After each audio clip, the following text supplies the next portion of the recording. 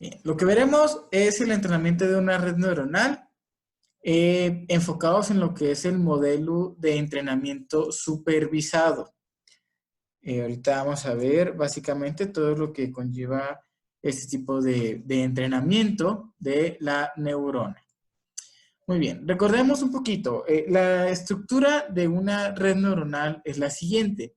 Nosotros vamos a tener ciertas entradas, que esas entradas pueden ser las características de diversas señales, las cuales van a ser multiplicadas por nuestros pesos sinápticos, que vienen a ser estas Ws, que cada entrada en este tipo de red, pues, tiene un peso sináptico enfocada para cada neurona que están en la capa oculta, y de ellos salen otra cantidad de pesos, que es los pesos de salida, que van prácticamente a las capas de salidas de nuestra red neuronal. Aquí, obviamente, recalcar que el número de entradas no está definido bajo ningún estatuto, al igual que el número de la capa oculta y el número de la capa de salida. Esos son valores, pues, que cada problema o en realidad cada usuario, pues, puede determinar según el tipo de problema. ¿Qué se recomienda aquí? Pues que estas entradas, todas las entradas que estemos trabajando, no tengan correlación entre sí. Es decir, que sean los más diferentes posibles unas de la otra. ¿Okay? Por ejemplo, el hecho de utilizar aquí la desviación estándar y acá utilizar, por ejemplo, la varianza, pues sería un valor ambiguo porque pues ambas vienen de la misma, casi de la misma ecuación. Sí, recordemos que ahí la separación entre una y otra es pues una raíz cuadrada, ¿verdad? Ok. Bueno, entonces esta es la arquitectura de una red neuronal.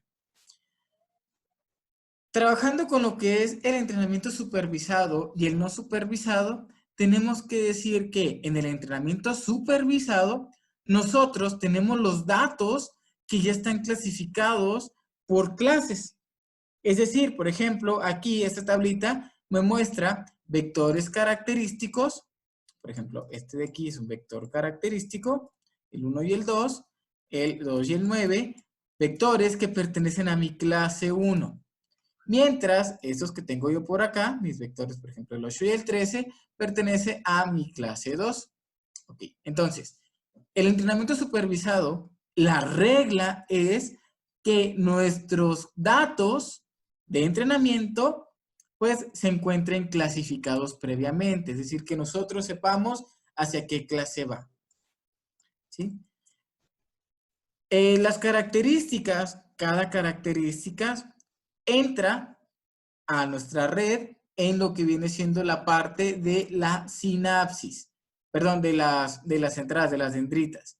Es decir, cada característica es una entrada. En este caso, la red neuronal que se genere debería tener pues dos entradas, que uno va a ser desviación estándar y el otro va a ser la amplitud de los 100 Hz. Cada uno de estos pues va a pasar a nuestra capa oculta, que aquí pues quién sabe cuántas sean las neuronas, porque pues se tendrían que hacer pruebas. Recuerden que la capa oculta no se tiene ahí información suficiente pues para decir, ah, mira, se necesitan 3 neuronas, 10 neuronas, etc. Lo que sí podemos decir es que este de acá va a ser nuestra desviación estándar y este de acá va a ser la amplitud, ¿sí? En una red neuronal. Ok. Entonces, la diferencia entre el supervisado y el no supervisado es que en el supervisado, como mencionamos ahorita, pues sí tenemos la respuesta de la respuesta correcta. Pero en el no supervisado, no. Aquí en el no supervisado hay que descubrir los patrones. Por ejemplo, en este caso que tenemos aquí, ¿sí?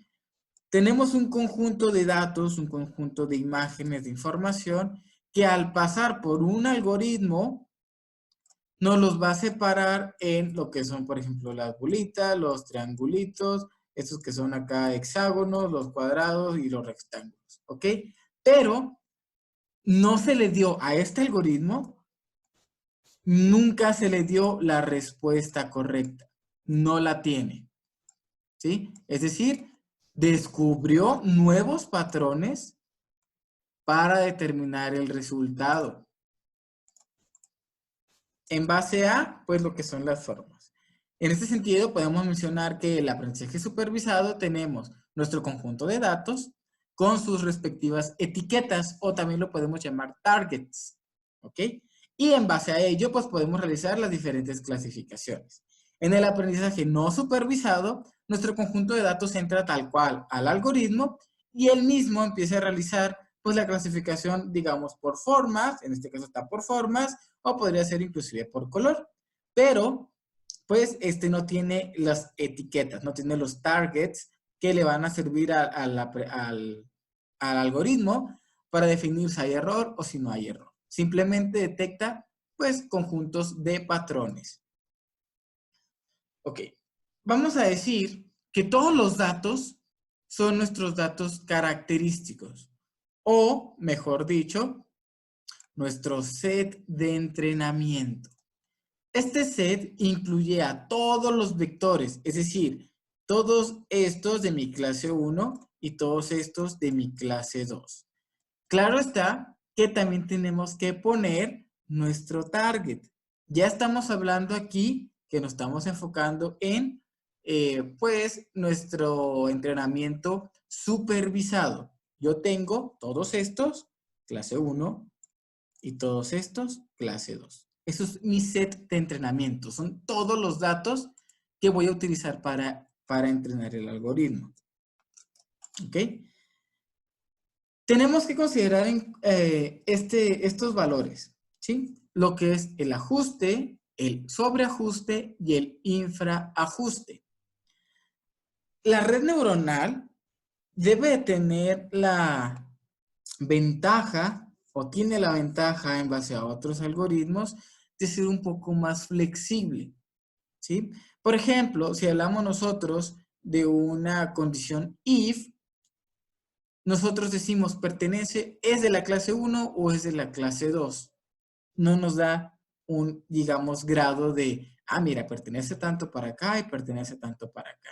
El SVM, recordemos que es como si yo tuviera una línea y este es de la clase 1 y este es de la clase 2. Si está de este lado, pues es de la clase 1. Si está de este otro lado, pues es de la clase 2. Bueno, aquí la red neuronal no es exactamente así. La red neuronal puede decir, mira, pertenece a esta en un 0.5 o 0.4 y a este de acá puede pertenecer a un 0.6. ¿Ok? Entonces, ¿cuál es el mayor? Pues es este, entonces pertenece a mi clase 2. No necesariamente tiene que ser una línea. ¿Ok? En ese sentido,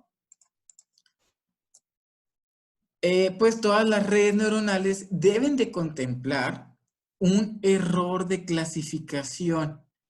Ese error de clasificación le da a la red, digamos, la posibilidad de cierta manera, decir, este podría ir, como lo pusimos ahorita anteriormente, tengo yo mi gráfica, podría ir en este sentido, 0.6 y 0.4. Podemos decir, pues va para esta clase con 0.6, pero, sin embargo, tiene una cierta cantidad de posibilidad también de ser de esta otra clase, con un 0.4%. Ese es un ejemplo solamente, ¿ok? Para que se tenga en cuenta. El ajuste óptimo se logra cuando los pesos sinápticos pues se adaptan para tener la clasificación sin ningún error, pero teniendo a consideración que, aquí lo vamos a poner, datos nuevos que no pertenecen al set de entrenamiento pueden ser clasificados. ¿Okay? Es decir, si yo, asumiendo que tengo un dato nuevo que yo no he utilizado, pues estos pueden ser de cierta manera clasificados cuando se tienen los pesos sinápticos en el ajuste óptimo.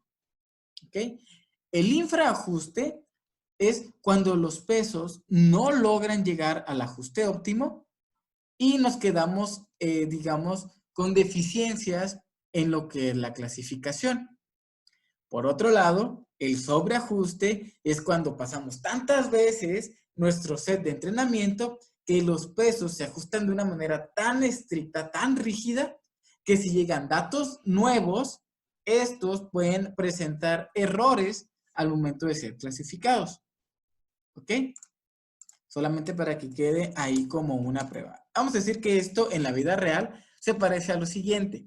Un infraajuste, digamos un estudiante que va a estudiar para un examen, un infraajuste es cuando el estudiante no estudia lo suficiente. El ajuste es estudiar lo suficiente como para poder razonar lo que se está haciendo. Y el sobreajuste, como pasa en algunas materias de matemáticas, es memorizar el método, simplemente memorizar sin saber lo que está pasando. Yo sé que 2 más 2 es 4 y hasta ahí quedó. Ah, pero si me ponen un 5 más 3, ya no sé qué es, porque yo memoricé solamente el 2 más 2. Básicamente a eso es a lo que nos referimos con el infraajuste, el ajuste y el sobreajuste. ¿Ok? Bueno, existen varios algoritmos para lo que es el aprendizaje supervisado o el entrenamiento supervisado. El primero es la corrección de error o refuerzo y el estocástico. Nosotros nos vamos a enfocar en el aprendizaje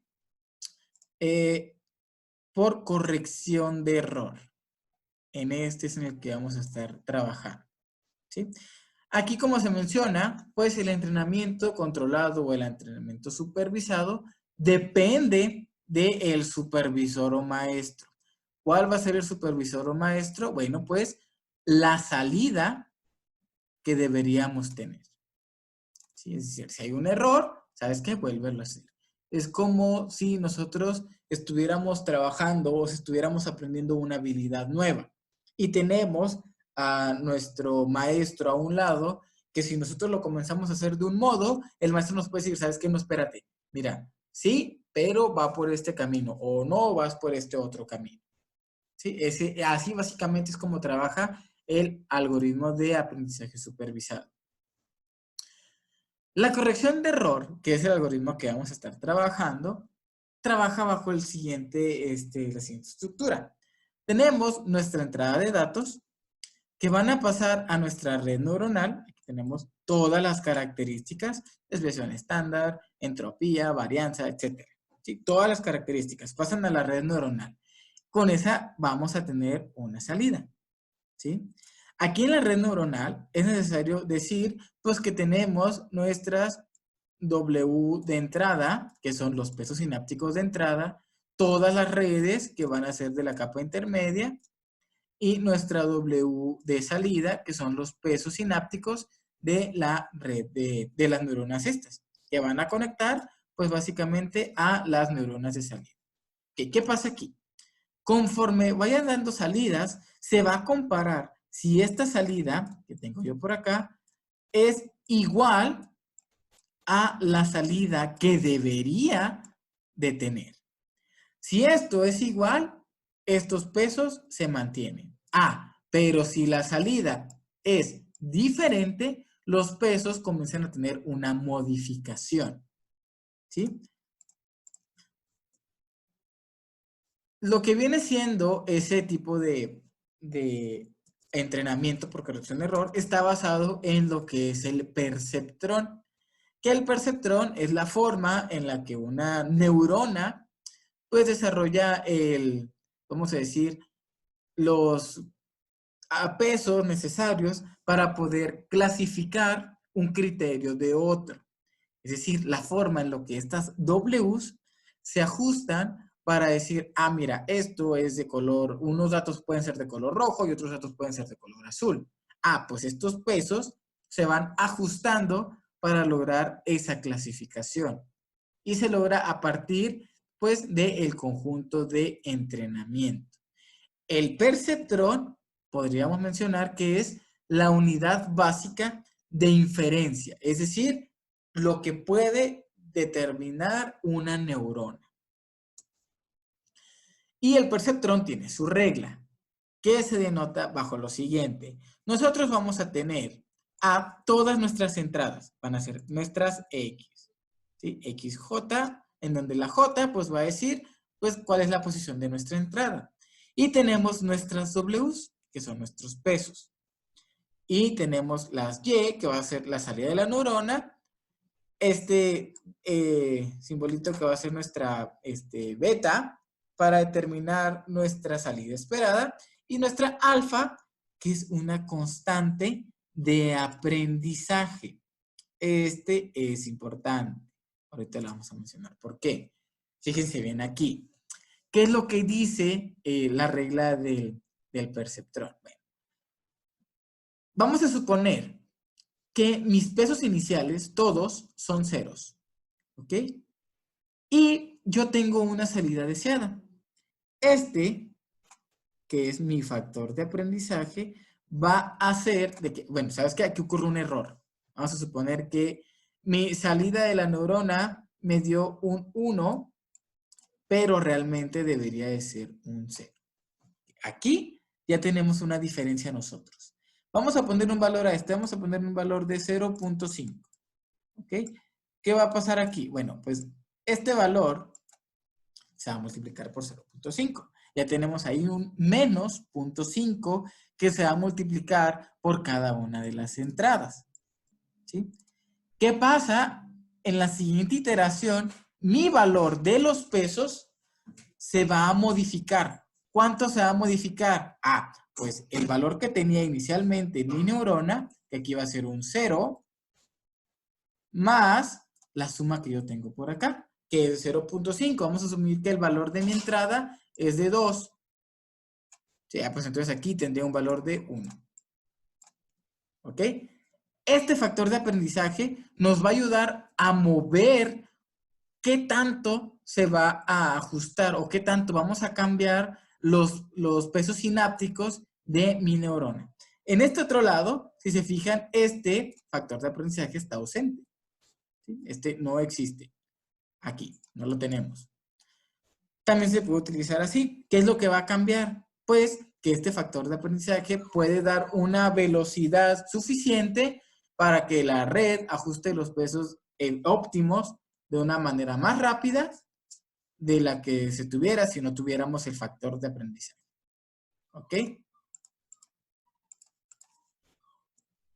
Un ejemplo de esto va a ser el siguiente.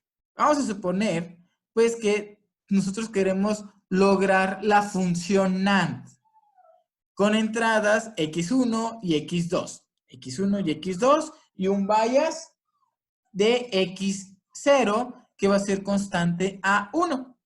¿Ok? Vamos a decir que tenemos una función de activación de hard limit con un umbral en 0.5. La función de activación, recuerden, es cuando se activa o se desactiva la neurona. Tenemos valores iniciales en todos los pesos de 0. Esto es para una sola neurona. Y tenemos un factor de aprendizaje de 0.1. ¿Sí? Nuestro conjunto de entrenamiento va a ser el siguiente. Tenemos 1, 0, 0 y debería dar la salida 1. 1, 0, 1 debería dar la salida 1. 1, 1, 0 y debería salir la respuesta 1. Y cuando están todos en 1, debería dar 0. Ok. Es importante mencionar que cada vez que pasa el conjunto de entrenamiento de la neurona, le vamos a denominar época.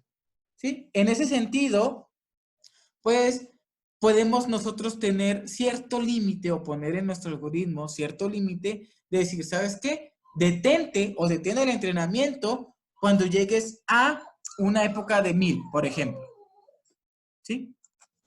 Tenemos la siguiente tabla que nos va a servir como ejemplo. ¿Sí? Fíjense bien cómo funciona aquí esto. Tenemos nuestros valores de entrada. Aquí, todo esto de acá, todo esto de aquí, va a ser nuestra primer época. Y tenemos acá nuestra salida deseada. ¿Ok? Entonces, nuestros pesos iniciales comienzan en 0. Tenemos vamos a llamar estos que vienen a ser la multiplicación del peso por la entrada. Entonces tenemos 1 por 0, 0 por 0 y 0 por 0. Todo va a dar, pues, 0. Se logra la sumatoria ¿sí? Que aquí tenemos la suma de estos resultados, que es 0. Y luego, de aquí pasamos a nuestra función de activación, que en nuestra función de activación tenemos nosotros un límite de t de 0.5. Entonces, como aquí tenemos un 0, pues la respuesta es 0. Ok. El error. ¿Cómo se hace el error? Bueno, sacando la diferencia entre la salida deseada y lo que obtuvimos en la red, que en este caso, pues es un 1, ¿sí? Entonces, ¿tenemos una corrección? Sí, sí debemos tener una corrección. Esta R va a representar a nuestro factor de aprendizaje. Entonces tenemos el error por la R, que es 0.1, pues tenemos este 0.1. Ok, listo. Ojo, esto es para una sola neurona. Ahora, tenemos que modificar nuestros pesos conforme a, bueno, la entrada X0, multiplicada por la corrección que se va a tener. Entonces, en la primera, para nuestro peso W0, que es este de aquí, tenemos 0.1.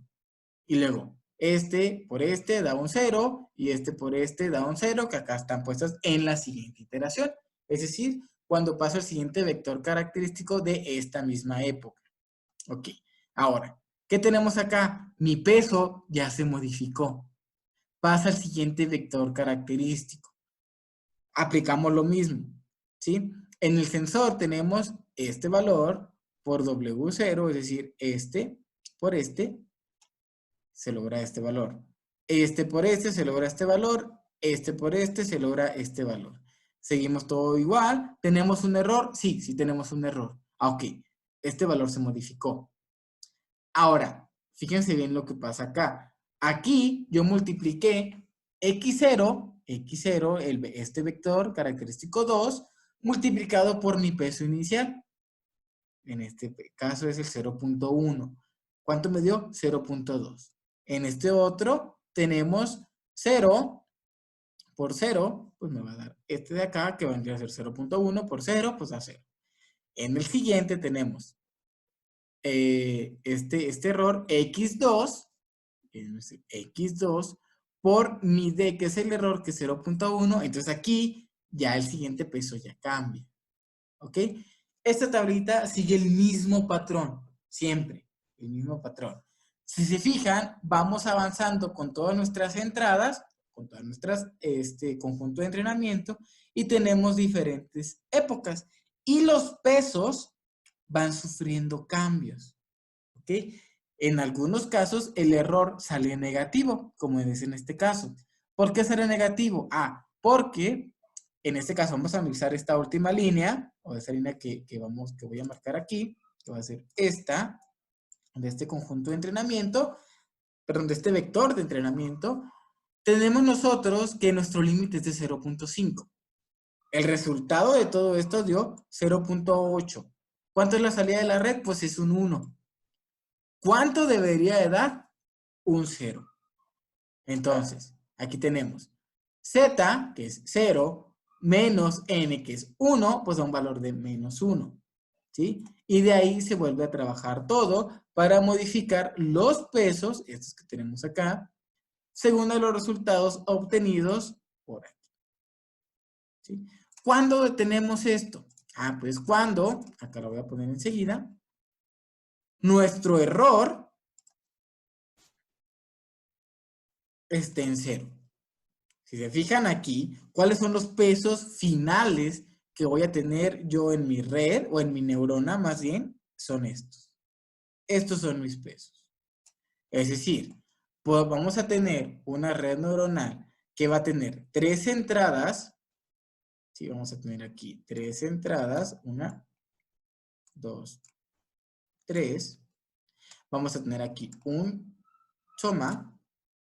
Y acá vamos a tener pesos de 0.8, menos 0.2 y menos 0.1.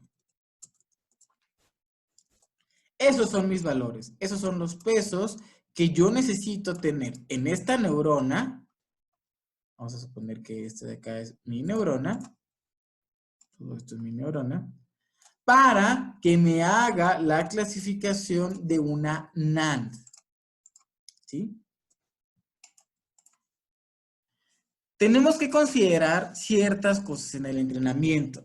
Primero, el factor de aprendizaje, si llega a ser muy alto, si llega a ser un valor de 1 o más, sí, aunque ahí la regla nos indica pues, que es valor de 0 a 1, pues podemos caer en que los pesos nunca se puedan ajustar.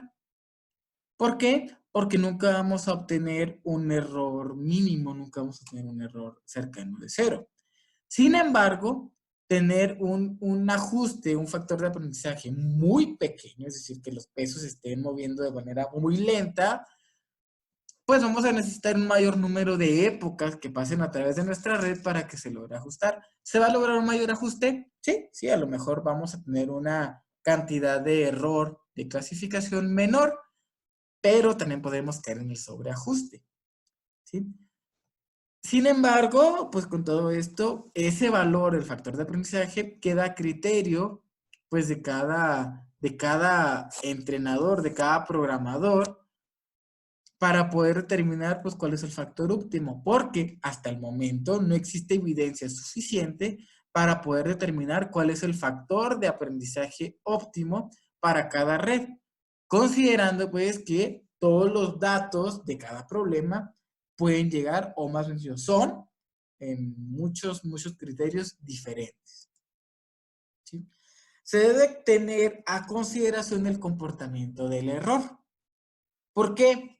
Lo que nosotros buscamos, si nosotros pudiéramos graficar el error que nosotros tenemos por acá, todo este error, si se fijan, vamos a andar para arriba y para abajo.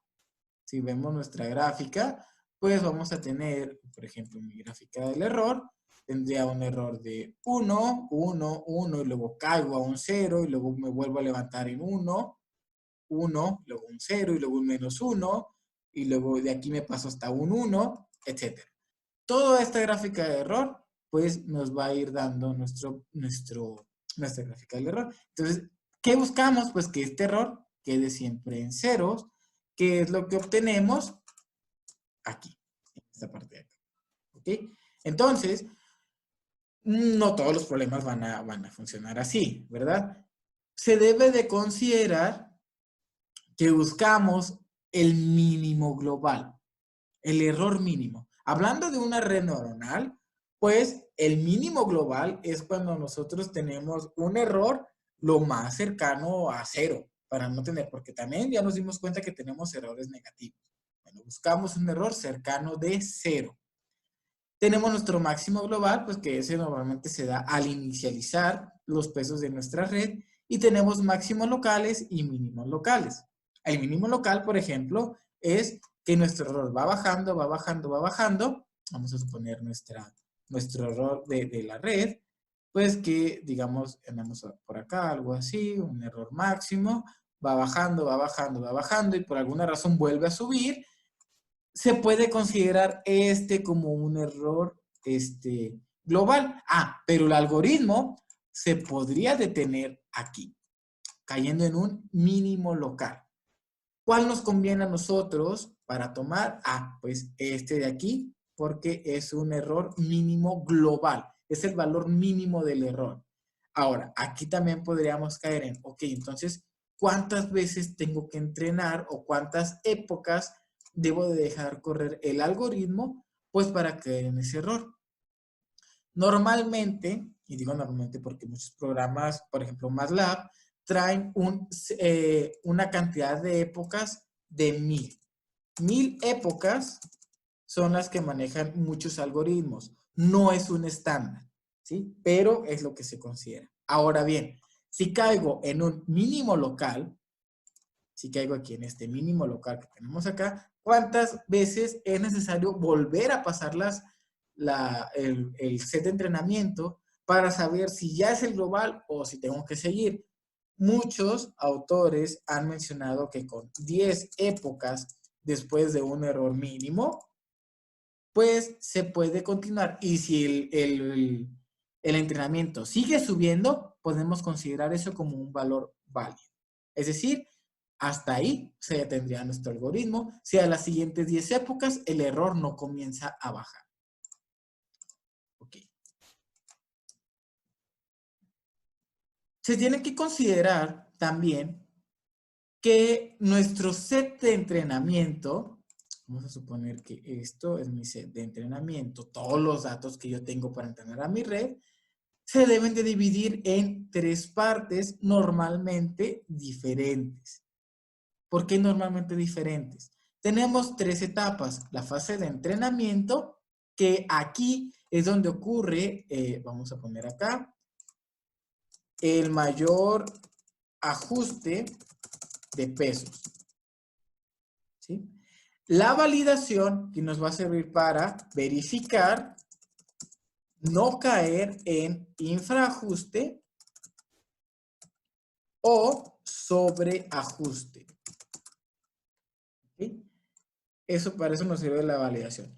Y la prueba son datos nuevos, datos fuera del entrenamiento, que nos va a ayudar a probar la eficiencia de la red. Aquí vamos a poner prueba, capacidad de clasificación de la red. ¿Sí? Entonces, pero yo tengo solamente un set de entrenamiento. Bueno, entonces, ese set de entrenamiento se va a dividir. ¿Sí? Tampoco es un estándar, pero esta parte mayor es normalmente nuestra fase de entrenamiento. Esto va a ser la fase de validación y este otro, nuestra fase de prueba. ¿Sí? En lo personal, yo pongo este al 70% de todos los datos, este al 15% y este de acá, pues también al 100%, al 15% de todos mis datos.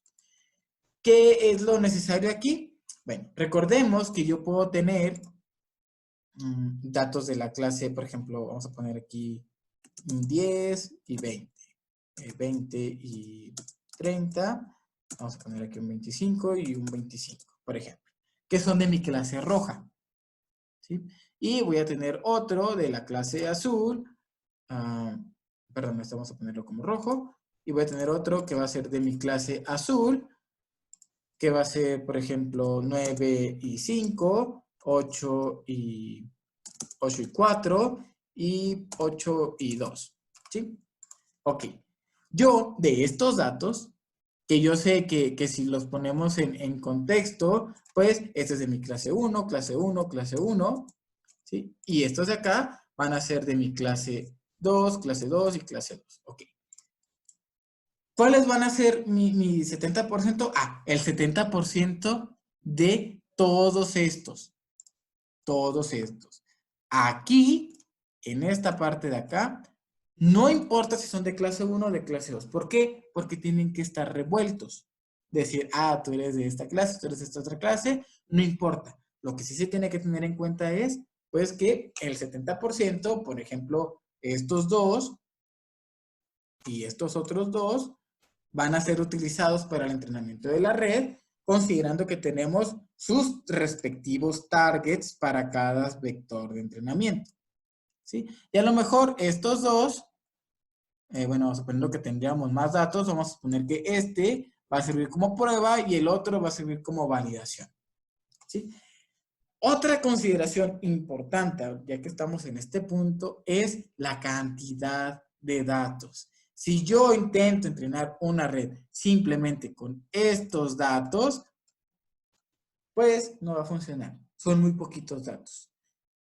Yo recomendaría, pues ahí, dependiendo del problema, primero, considerar si es necesario utilizar una red neuronal, tener una suficiente cantidad de datos. Podrían ser alrededor de unos 30, 40 vectores característicos. Claro, depende del problema. Hay que documentarse para ver qué otros tipos de problemas similares se tienen para, pues, definir la cantidad de muestras necesarias. ¿Sí? Obviamente, mientras más muestras se tengan, pues el entrenamiento de la red o el aprendizaje de la red va a ser más eficiente. ¿Sí? Entonces, la vamos a dejar hasta este punto. Y pues hay que tener en cuenta eso cuando se quiera trabajar con una red neuronal.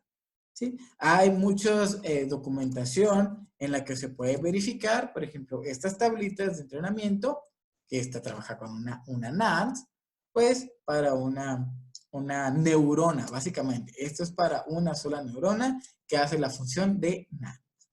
¿Ok? Entonces, pues seguimos ahí al pendiente y nos vemos.